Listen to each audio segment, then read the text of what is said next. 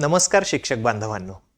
निपुण भारत अंतर्गत ठरविण्यात आलेली उद्दिष्टे साध्य करण्यासाठी आपणास मदत होईल यासाठी व्हिडिओजची मालिका सादर करीत आहोत. 0 ते 50 पर्यंतच्या संख्यांचा वापर दैनंदिन परिस्थितीमध्ये करून वजाबाकीची शाब्दिक उदाहरणे सोडवतो हा स्तर गाठण्यासाठी आपण अनेक प्रयत्न करत असतो. तरी शाब्दिक उदाहरणे सोडविताना मुलांना अडचणी येतात. अशा कोणत्या अडचणी येतात आणि त्यावर उपाययोजना कोणत्या यावर आपण आता बोलणार आहोत. वजाबाकीची शाब्दिक उदाहरणे सोडविताना मुलांना अनेक अडचणी येतात. त्यातली पहिली अडचण म्हणजे उदाहरणाचे आकलन न होणे. ही अडचण येते 2 पातळीवर. एकतर वाचनातील त्रुटींमुळे किंवा परिस्थितीच्या आकलनातील दोषामुळे. वाचनातील त्रुटी असल्यास मुलाला वाचनाचा पुरेसा सराव करून घेणे मदतीचे ठरते. विविध प्रकारची उदाहरणे वाचून घेतल्यास ही अडचण दूर होते. उदाहरणातील परिस्थितीचे आकलन होत नसल्यास उदाहरणांना प्रत्यक्ष प्रसंगांचे स्वरूप देऊन कृती करून घेणे फायदेशीर ठरते. या दोन्ही उपाययोजनातून सरावाअंती ही अडचण दूर होते.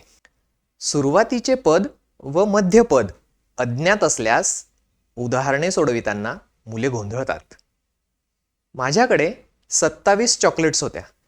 त्यातील काही चॉकलेट्स मी माधवला दिल्यात. आता माझ्याकडे 14 चॉकलेट्स उरल्या. तर मी माधवला किती चॉकलेट्स दिल्या?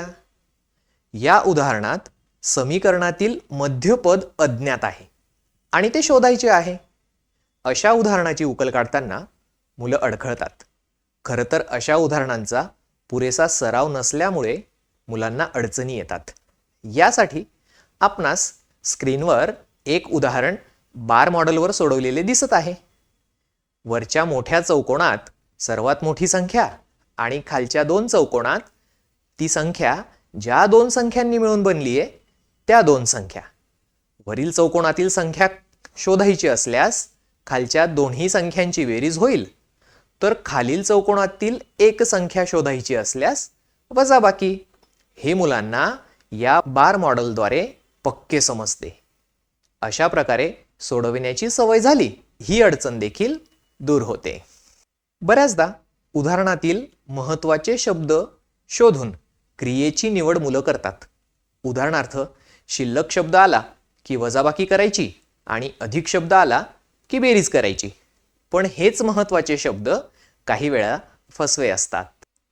दामिनीने खाऊसाठी 18 रुपये शिल्लक ठेवले आणि प्रियाने 22 रुपये शिल्लक ठेवले. तर दोघांनी किती रुपये शिल्लक ठेवले? या उदाहरणात शिल्लक शब्द आला असला तरी वजाबाकी नव्हे तर बेरीज करणे अपेक्षित आहे. तसेच आणखी एक उदाहरण बघूया. मी फुलदानीत 6 फुले ठेवली.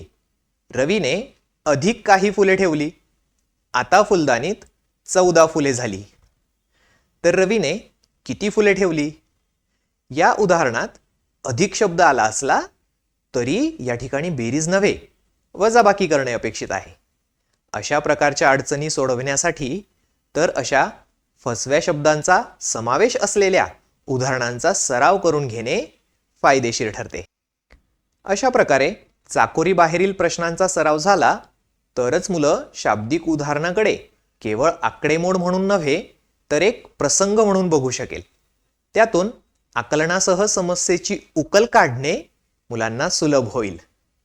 समस्या सोडविणे हा शालेय गणिताचा आधारस्तंभ आहे. जोपर्यंत मुले समस्या सोडवत नाही तोपर्यंत त्यांना माहीत असलेली तथ्ये, संकल्पना आणि प्रक्रिया फारशा उपयोगी पडत नाहीत. धन्यवाद.